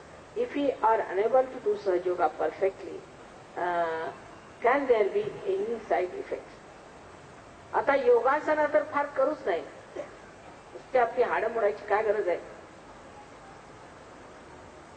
योगासना सुद्धा सहयोगात आल्यानंतरच समजतात की कोणतं चक्र धरलेलं आहे, तुम्हाला कोणत्या योगासनाची गरज आहे हे सांगोपांग शास्त्रीय दृष्ट्या जाणून घेतलं पाहिजे आणि ते कार्य केलं पाहिजे. उगीच पोटात त्रास असताना डोक्याचं कशाला करायचं योगासन? आणि जसं एखाद्या औषधाच्या बाटलीतनं किंवा पेटीतून आपण सगळ्या बाटल्या आपल्या पोटात ओतून देतो, तसेच आपण योगासनं करतो. पण सहयोग कसाही केला तरी तो प्रेमाचाच मार्ग. कसंही वाडे वेकडं केलं तरी फक्त हृदयामध्ये प्रेम असावा. हे प्रेमाचं कार्य. ते कल्याणच होईल. तरी सुद्धा त्यात थोडासा विचार घेतला पाहिजे आणि शिकलं पाहिजे. पण त्यात काही फार मोठं शास्त्र नाही, अगदी सहज आहे, अगदी सहज सगळं येतं. त्याच्यात काही आसन नाही, काही कायला आम्ही योग म्हटल्यावर तुम्हाला वाटत असेल योगासन. अहो योगासन ह्याचा योगाशी काय संबंध? त्याचा फक्त शरीराशी संबंध आहे. हा योग खरा ज्याच्यामध्ये जीवात्मा आणि परमात्मा त्यांची एकाकारिता, त्या आत्म्याचा संबंध त्या परमात्म्याच्या शक्तीशी होतो, हा खरा योग आहे. आणि त्यात वेडेवाकुडे काहीही केले तरी मान्य आहे, फक्त प्रेमाने करायला. कधी त्याचे वाईट परिणाम होणार नाही. पण एवढंच आहे की व्यवस्थित जर काही करायचं असलं तर ते जाणून घेतलं तर त्याचा परिणाम लवकर होईल. पण ह्याचा अजून तरी मला कुठे वाईट परिणाम झालेला माहिती नाही. हळूहळू ही कुंडलिनी तुमची आई आहे, प्रत्येकाची वैयक्तिक आई आहे. आणि ती स्वतःच तुम्हाला सांगते, असं चल बाबा, इकडे चल, तिकडे. तुम्ही स्वतःचे गुरु होऊन जाता. तुम्ही स्वतःचे गुरु झाल्यावर तुम्हाला सांगायला कशाला पाहिजे? मी तर हे असलंच भाषण दिलेलं आहे परत. पण तुमच्या आत्म्याच्या प्रकाशात तुम्ही सगळं जाणता, त्यात काही सांगावं लागत. तुम्ही किती महान आहात ते आधी जाणून तर घ्या. आणि एकदा आत्मसाक्षात्कार झाल्यावर चुका होऊ शकत नाही. जराशी चूक होईल तर तुमच्या हातात चैतन्यच गळून पडेल. मग कळेल हे चुकलं, बरं बा आमचं चुकलं, झालं, बरंच चुकलं. परमेश्वर हा क्षमेचा सागर आहे, तो आनंदाचा सागर आहे, ज्ञानाचा सागर आहे. पण सगळ्यात विशेष म्हणजे तो क्षमेचा सागर आहे. कालच सांगितलं मी, माझं हे चुकलं ते चुकलं सगळं विसरून जातो. स्वतःला वाईटात काढून आजकालच्या जगात कोणी तुम्हाला असं सांगणार नाही. सगळे सांगतील की तुमचंच चुकलं, मी अगदी चांगला. हे सगळं खोटं आहे. तेव्हा हे कृपा करून प्राप्त करावे आणि स्वतःची शक्ती, स्वतःचं ज्ञान जाणून घ्या.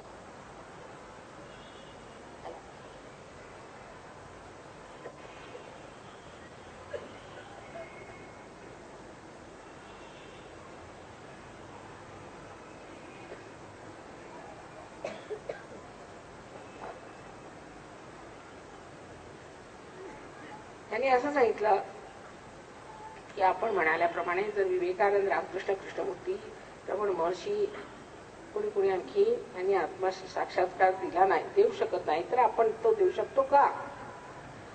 आणि मार्ग चुका हे सप्रमाण सांगावे. सांगायचं असं की मार्ग असा चुकला की त्या ठिकाणी तुम्हाला आत्मसाक्षात्कार मिळू शकत नाही. त्यांनी मार्ग दाखवला की तुम्ही आत्मसाक्षात्कार. गुरु नानकांनी म्हटलंय, काय रे बनको जन जाई, सदा निवासी सदा अलेपा तो हे संग समाय. कहे नानक बिन आपा चीने मिटे न भ्रम की काय. तर हे आपले बसले तिथे अखंड पाठ कर. कहे नानक बिन आपा चीने. मी म्हटलं हा मार्ग चुकला म्हणजे ते वाचून वाचून जर तुम्ही डॉक्टरने लिहिलेलं प्रिस्क्रिप्शन आहे ते जर तुम्ही वाचतच राहिले तर तुम्हाला मार्ग कसा मिळणार, हा माझा अर्थ आहे. त्याचा साक्षात्कार घेण्याचा विचार ठेवला पाहिजे. पण लोक तेच वाचत बसतील. आता तुमचं डोकं दुखलं, मी म्हटलं तुम्ही अनासिंग घ्या, तर तुम्ही चालले वाचत अनासिंग घ्या, अनासिंग घ्या, अनासिंग घ्या. त्याने तुमचं डोकं, त्याचा काय प्रकार ते समजून घेतलं पाहिजे आपण. हाच तो प्रकार आहे की जे त्यांनी मार्ग सांगितले ते मार्ग काय आहेत ते जाणून घेण्याच्या ऐवजी ते वाचतच बसलात तुम्ही. हा मार्ग. आणि अर्थातच आत्मसाक्षात्कार हा सहयोगाने होतो. मी जे त्याच्यातली गोष्ट नाहीये, पण असा घटित होतो. ही सहयोगाची किमया आहे.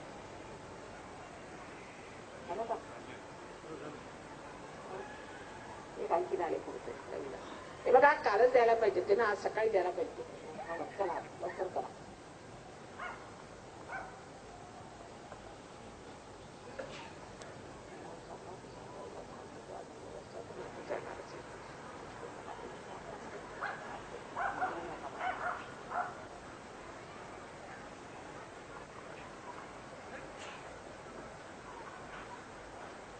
आता यांनी बरोबर प्रश्न विचारला, परंतु माताजी सहजयोगच जर सर्वश्रेष्ठ आहे तर गीतेत सांगितलेले ज्ञान योग, भक्ती योग, राजयोग व इतर योग मार्ग कनिष्ठ मानायचे काय? नाही, मुळीच नाही.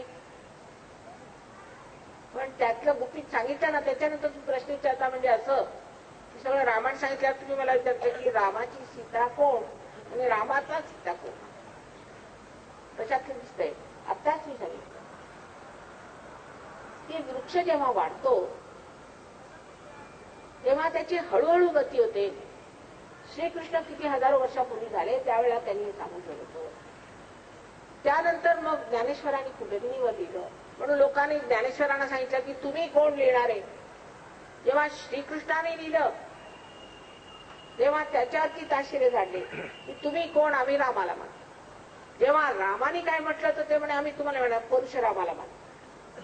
कारण आज ही मंडळी म्हणजे आपले श्रीकृष्ण इथे नाही, म्हणून आपल्याला श्रीकृष्ण म्हणजे जसं काही तुम्ही त्याचे एजंटच आहात म्हणून तुम्ही मला विचारता, पण ते काय आणि कसे आणि कुठे आहे ते आम्ही जाणतो आणि त्यांनी जे कार्य केले तेही आम्ही जाणतो आणि त्याचा उपयोग सहजोगात होतोच.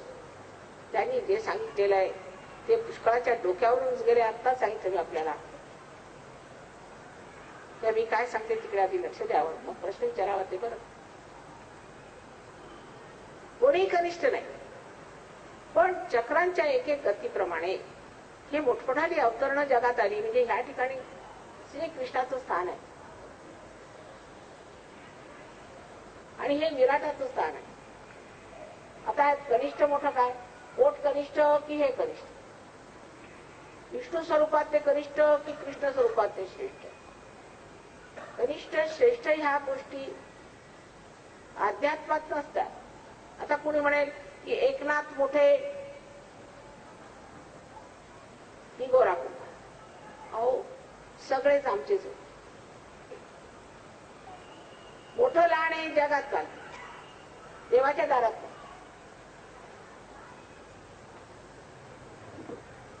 आधी त्याच्या राज्यात तर येऊन बघा, ही दुनिया आणखीन आहे. हा पुढे काय आहे? काय प्रश्न आहे? आता एक शेवटचा प्रश्न, छोटे काढतात. आता मात्र प्रश्न आला, आत्म साक्षात्कार से आपका क्या मतलब है? मतलब ये है कि आत्मा जो आपके हृदय में है उसका प्रकाश आपके चित्त में और आपके नस नस में आ जाए। वो तभी घटित होता है जब आपका आत्मा जागृत हो जाए। कुंडलिनी के जागरण से आत्मा का जो यहाँ बीज है वो जागृत हो जाता है और वो जो हृदय में बसा हुआ आत्मा है ये हमारे शरीर में और नस नस में बहने लग जाता है। हमारे अंदर एक नया आयाम जिसे कि हम असामूहिक चेतना है वो प्रस्फुटित हो जाता है और उसके कारण हम जान सकते हैं कि हमारे अंदर क्या गलतियां हैं और दूसरों के अंदर क्या गलतियां हैं और हम उसे ठीक भी कर सकते हैं। ये तो एक छोटी सी बात कही, इसके अनेक अनेक रूप हैं। जितने संत साधु हो गए, जितने अवतरण हो गए, ये सब आत्म साक्षात्कार के ही नमूने। अब आज सारे यही बात आपसे मैंने कही, लेकिन आप पता नहीं क्या सुन नहीं रहे थे मुझे, क्या मराठी में शायद समझे नहीं होंगे।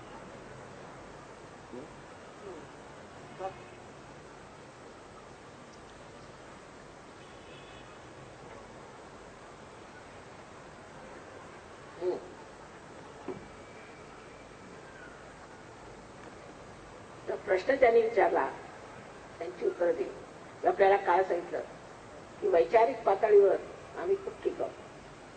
पण त्याचा अर्थ असा नाही की प्रश्न विचारला आणि उत्तर मिळालं म्हणजे तुमची जागृती होईलच असं म्हणत अजिबात. एक सर्वसाधारण खेड्यातला मनुष्य पार होईल, पण एक फार धर्म मार्तंड तर्क तीर्थ असे लोक पार नाही होणार. कठीण काम, कारण अहंकाराने भारावलेले आहे.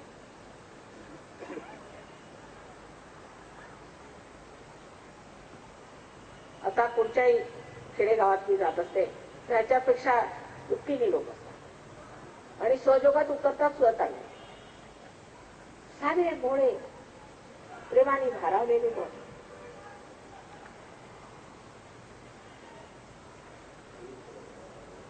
तेव्हा असं जाणलं पाहिजे की मनामध्ये स्वतःसाठी आदर प्रेम असायला. आम्ही म्हणजे कुठेतरी मोठे शिष्टात असे ते लोक समजतात. त्याच्या रामदास स्वामींनी सांगितलं, अल्पधारिष्ट पाय बरं कर बाबा, तुला करायचं ना कर.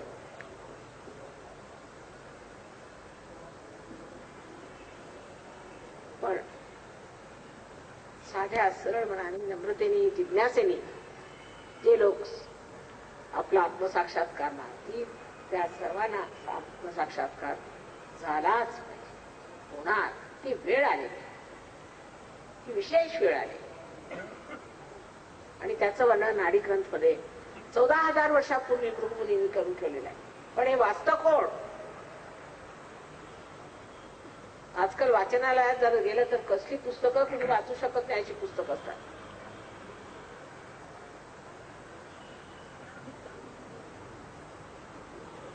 रजनीशची पुस्तकं लोक वाचतात. अहो, त्यांनी काय लोकांना छळून काढलेलं आहे ते मी सांगता येत नाही. काय दुष्टपणा केला तुम्हाला माहित नाही, किती लोकांचा सर्वनाश केला ते तुम्हाला माहिती नाही. आणि त्याच्या युनिव्हर्सिटीत तुम्ही जाऊच नका. मुळे उद्या तुम्हाला जर काही त्रास झाला तर मी ती करणार नाही तुम्हाला, आधीच मी सांगून ठेवते. अशा घाणेरड्या माणसाच्याकडे जाण्याची काय गरज आहे?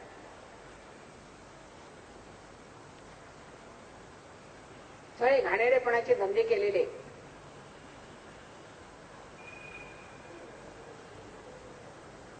संबंध त्या जर्मनीचा सत्यानाश करून ठेवलेला आहे.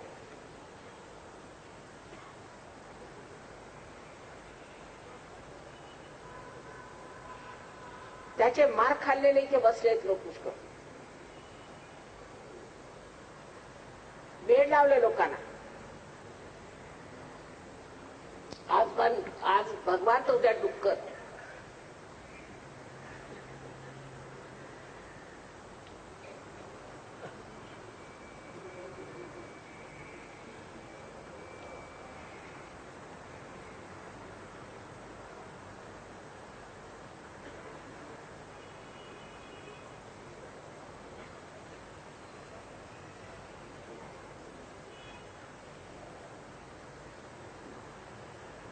मी आई आहे म्हणून तुम्हाला सांग, जपून असायला पाहिजे. अशा भामट्यांच्याकडे जाण्याची काही गरज नाही. कोणच्याच उद्या तुम्ही जर अशा भामट्यांच्याकडे गेले असाल तर मी सांगते तुमची कुंडलिनी जागृत होणार नाही. अशा भलत्या गुरूंकडे जर तुम्ही गेले असाल आणि त्यांच्या पायावर डोकं ठेवलं असेल तर कुंडलिनी आज जागृत होणार नाही, हे मी सांगून ठेवतो. मग मला दोष देऊ नका. त्या लोकांशी तुम्ही बोलून तुम्हाला कळेल की या लोकांनी काय काय धंदे केले. त्याला लुटून काढलंय, रस्त्यावर घातल्याला देशोधडी लावून टाकलाय, स्वतःच्या रोल्स रॉईस गेला. आणि त्या रोल्स रॉईस सुद्धा कवडी मॉल विकल्या तिकडे.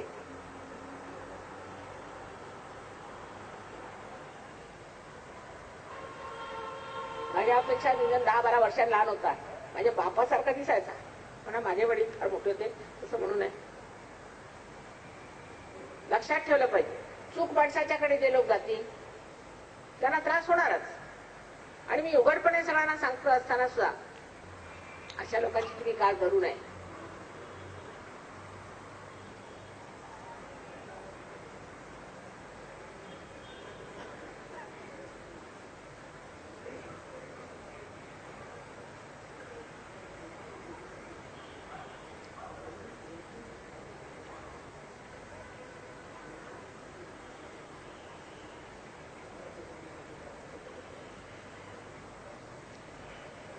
त्यांची पुस्तकं वगैरे सगळं घरात काढून टाका. अशा गाड्या लोकांची हा मुक्तानंद.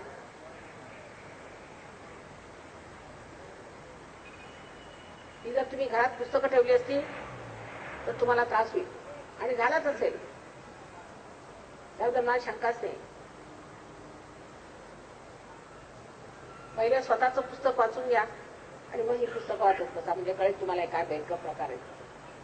सांगायलाच हवं किती नुकसान झालेलं आहे ते मला माहिती आहे. इथे सुद्धा असे लोक बसलेले आहेत ते तुम्हाला सांगतील किती ह्या लोकांनी किती नुकसान केलेलं आहे. नुसते ते रोल्स रॉयस घेण्यासाठी आणि हिरे एकत्र करण्यासाठी आणि लोकांना दगड करून टाकला.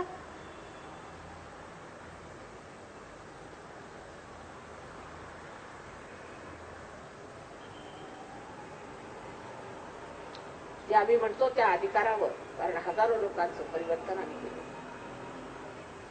हजारो लोकांना सन्मार्ग दाखवला आणि हजारो लोकांना परमेश्वराच्या साम्राज्यातून बसवलेलं आहे.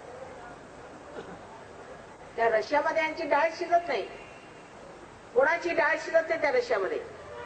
इथे शहाणपण वाया गेलेलं आहे.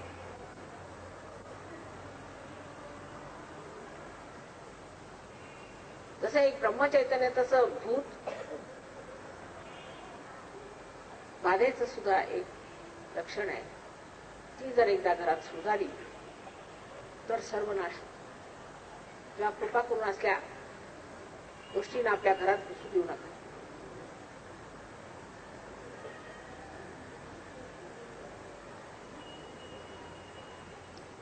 बरं, आता अशा लोकांचं नाव घेतलं म्हणून वाढावं लागलं मला. अशा सुंदर सोहळ्यामध्ये राहणाऱ्या लोकांची नावं घेतली नाही पाहिजे. आता आपण कृपा करून माझ्याकडे अशा हात करा. दुनिया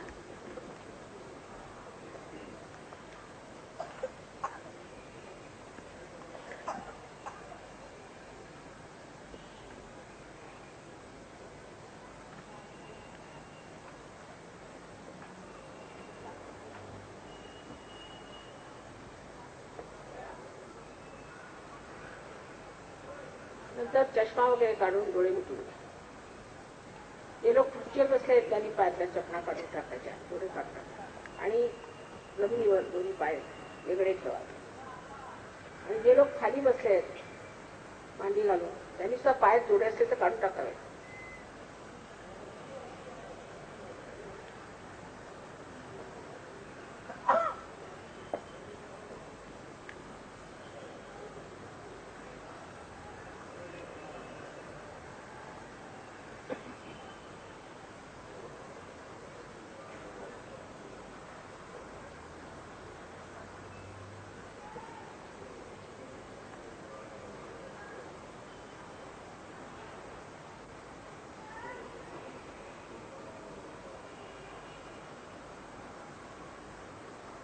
डोळे मिटून ठेवा. जोपर्यंत मी म्हणत नाही तोपर्यंत आपण डोळे उघडू नये.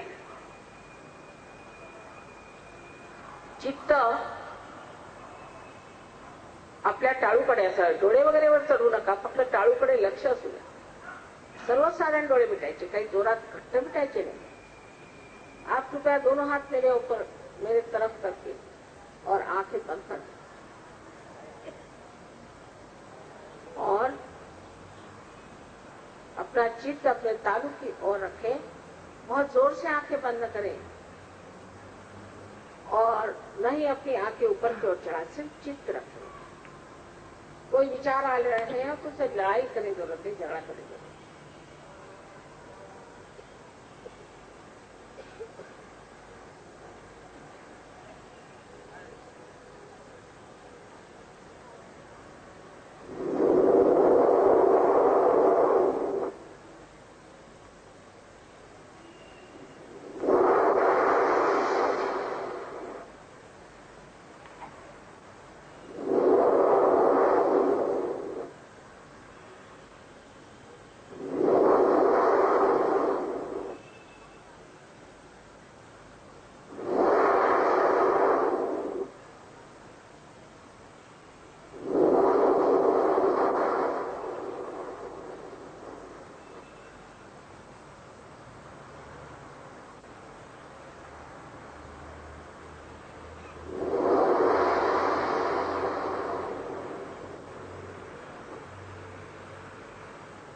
आता हळूहळू डोळे उड़ा, धीरे धीरे आंखें खोली, दोनों हाथ इस तरह से राइट हैंड मेरी ओर ऐसा बढ़ा, सब लोग राइट हैंड मेरी ओर ऐसा बढ़ा, और सर को झुका के देखें कि आपके तालू से कोई ठंडी ठंडी हवा तो नहीं आ रही। सर के ऊपर नहीं हात रखेगा, अलग हटा, जो हात माझ्याकडे करायचा, मान वाकून टाळूतून थंड थंड असे वारे येतात का ते बघायचे, थंड थंडशा लहरी, पण हात अधांती जरा चढावा, त्यांनी बघायचं, काळजीपूर्वक बघा, शंका करू नका.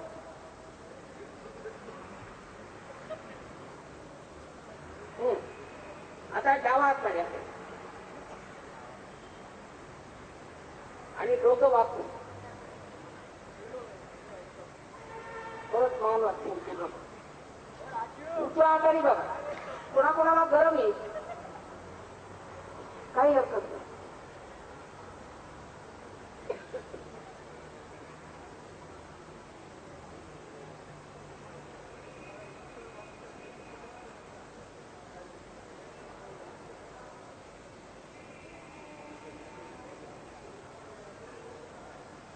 मग आता उजवा हात परत तुम्ही क्षमा करा. क्षमा जर केली नसेल तुम्ही तर डोक्यातनं गरम येईल. सगळ्यांना क्षमा करून टाका, स्वतःला क्षमा करा, पूर्णपणे क्षमा करा. अब लेफ्ट हैंड से देखिए, राइट हैंड में हमारी ओर करिए, सबको क्षमा करिए, सबको क्षमा, अपने खुद को भी, स्वयं को क्षमा करें. देखें ठंडी हवा आ रही होगी, किसी किसी गर्म भी आ रही होगी, कोई हर्ष नहीं. पूरी तरह से गर्दन झुका दें.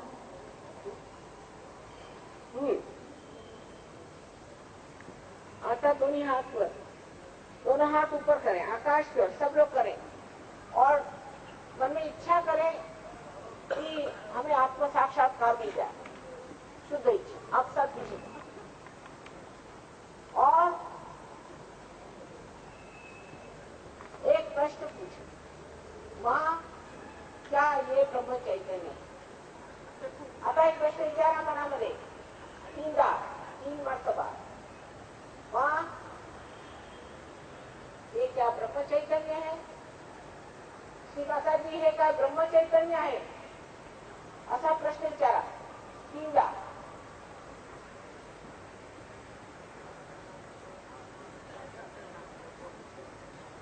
आता हात खाली.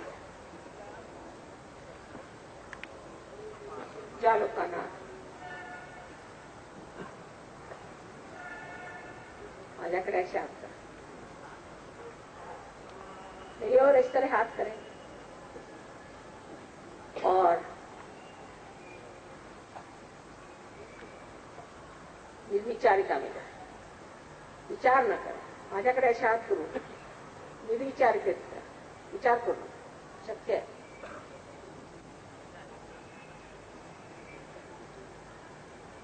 आता ज्या लोकांच्या हातामध्ये किंवा टाळूतून थंड किंवा गरम अशा लहरी आल्या असतील, जिन लोगों के हाथ में या उंगलियों में या तालू से गरम या ठंडी लहरें आई हैं, अशा सर्व लोकांनी दोन्ही हाथ वर करायचे. ऐसे सब लोगों ने दोनों हाथ ऊपर किए, सब लोग. वाह, कमाल आहे तुझी. सर्व साधकांना अनंत आशीर्वाद. आता तुम्ही साधक नाही राहिले, आता सहयोगी झाला. आता सहयोगात सगळ्यांनी उतरावे आणि मेहनत करावी. आता मेहनतीची गरज आहे. जे आपल्यामध्ये वाईट आहे ते दिसेल ते काढून टाकावं, जे शुद्ध आहे ते वर आणावं आणि दुसऱ्यांनाही ही शुद्धता द्यावी. सगळ्यांना प्रेम करावं. माझं सगळ्यांना अनंत अनंत आशीर्वाद.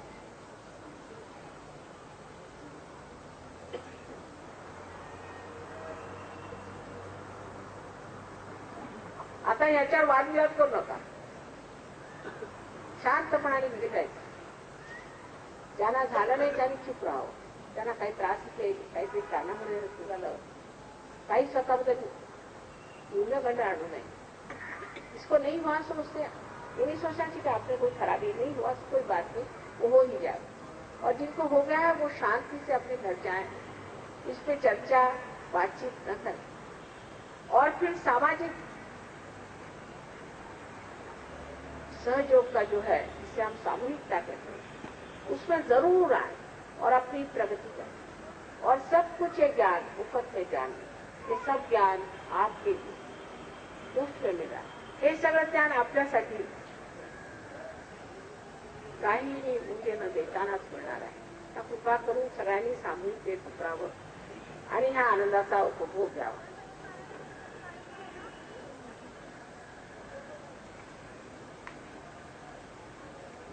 ही पुण्याची पुण्याई वाया नाही गेली.